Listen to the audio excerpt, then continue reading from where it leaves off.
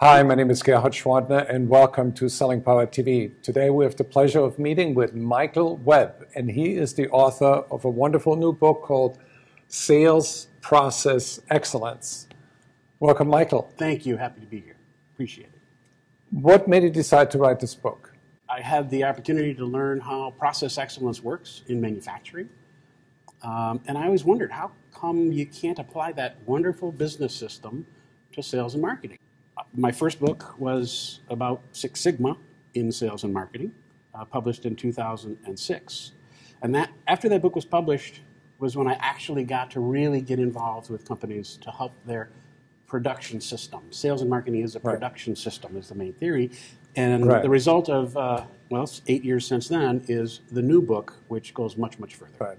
So in the book, there are a lot of examples of companies that where you helped them improve the process. Mm-hmm. Give us just one sort of case study. A lot of people think process is about discipline. It's about making sure that the sales guy does this and then that and does the other thing. And I don't believe that. Process is about creating value.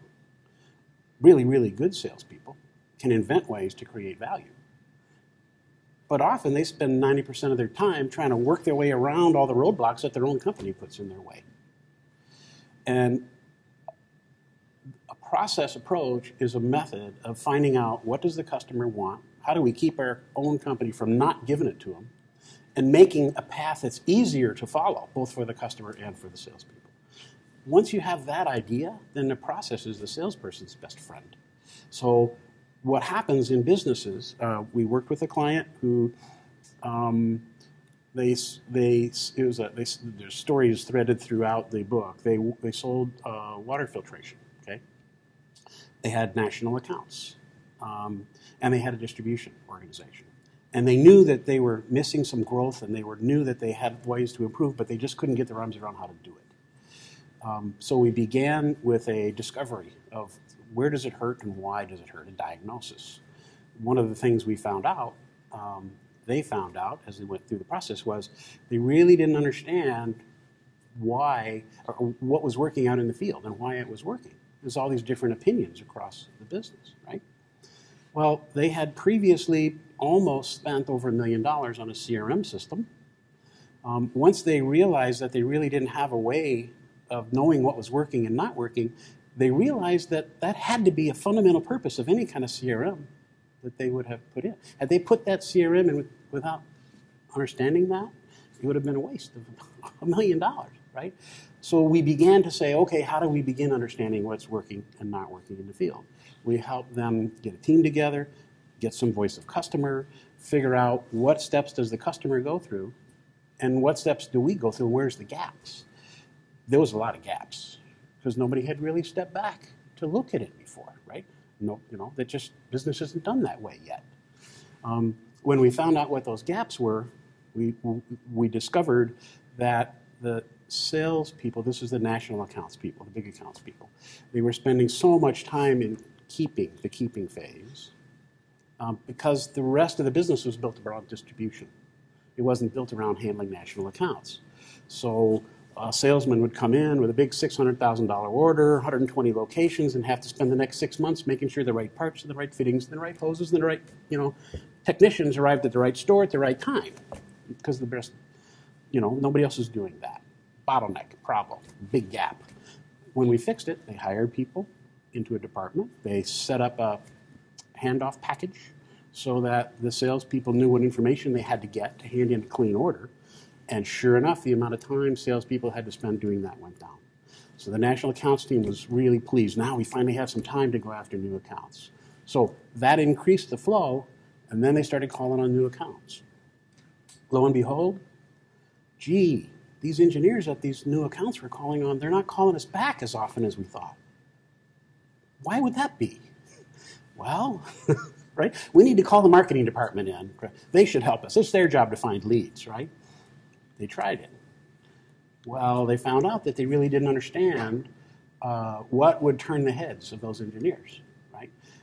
They didn't have materials and offers and case studies and engineering studies to prove the value of their product. Now, the stuff existed in various pieces and parts, but nobody had taken an organized approach to it. So that became the next thing. And that's what happens in organizations. The bottleneck, when you uncover it, you solve it, and then the bottleneck moves to someplace else, and you solve that, and that's how performance improves. And I think that's one of the huge advantages that process excellence brings to businesses, because the way people manage sales and marketing now, it's just somebody's hunch. Hey, I think, the problem with our sales process is, I think it's time and territory management training, so let's do that. Right. One solution, another solution, they never define the problem. So if I summarize what you just said, is that the focus has to be on the customer value. How do we, as an organization, create value as for the an customer? organization? And the salesperson plays a huge role, but it's only one role among many. And then, as I understand it, that the process needs to be aligned with the strategy, and it needs to be aligned with the technology, and needs to align with what people are doing. And it needs to be able to provide feedback from reality back up the chain. Right. So that you can have a process that improves on an ongoing basis. That's right. You look at it, it's really pretty simple.